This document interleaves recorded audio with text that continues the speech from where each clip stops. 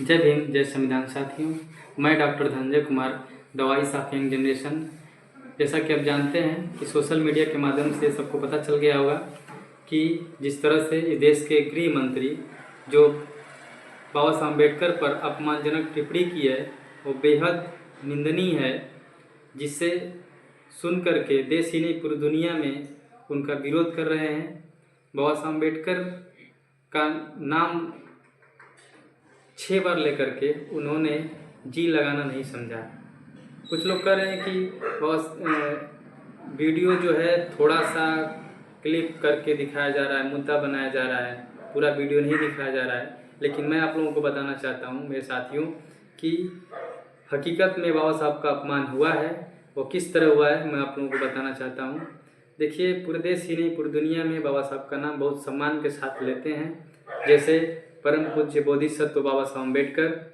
लेकिन उन्होंने 6 बार नाम लेकर के जी लगाना नहीं समझा, इतनी भी तमीज़ नहीं आई। लेकिन हमें उनके बात से ऐसा लगता है कि वो अपने पिताजी का भी नाम लेकर ही बुलाते होंगे। तो उसके बाद भी बाबा साहब अम्बेडकर का इतना अपमान के बाद भी आगे क्या बोले कि अगर बाबा साहब अम्बेडकर का नाम न लेकर के अगर भगवान का नाम लेते तो आपको स्वर्ग मिल जाता।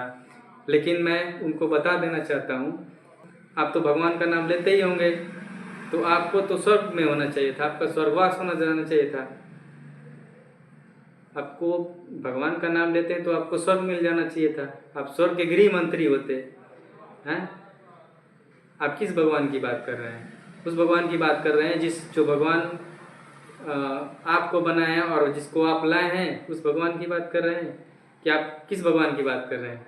जिन्होंने किसी को मुख से पैदा किया, किसी को पैर से पैदा किया, आप किस भगवान की बात कर रहे हैं? जिसने अपने घर में जाने नहीं दिया, किस भगवान की बात कर रहे हैं? जिसके कथा सुनने से कान में शीशा पिला कर डलवा देता था, उस भगवान की बात कर रहे हैं? किस भगवान की बात कर रहे हैं कि जो रोड पे चलने नहीं देता था, जो पानी पीने का अधिकार नहीं था, उस भगवान की बात कर रहे हैं?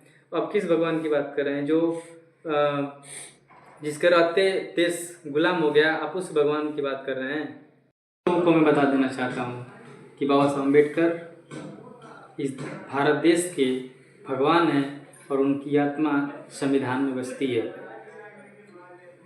बाबा साहब अम्बेडकर उस हर गरीब, कामगार, शोषित के लिए भगवान है और पूरे देश ही नहीं पूरी दुनिया में गरीब, कामगार, शोषित न्याय के लिए कोई सबसे बड़ा आइकॉन है तो बाबा साहब अम्बेडकर हैं।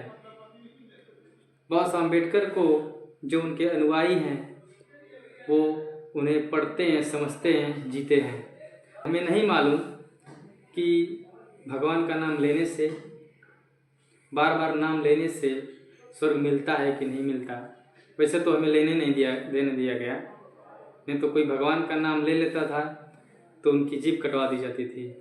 लेकिन कोई बात नहीं, अगर हमें नहीं पता कि भगवान का नाम लेने से स्वर्ग मिलता है कि नहीं मिलता है, मुक्ति मिलती है कि नहीं मिलती है, लेकिन मैं यकीन के साथ कह रहा हूँ कि अगर बार बार बाबा साहब का नाम लेने से, उन्हें पढ़ने से, उन्हें समझने से, जीने से आपको मुक्ति ज़रूर मिलेगी और आपका जीवन बेहतर होगा।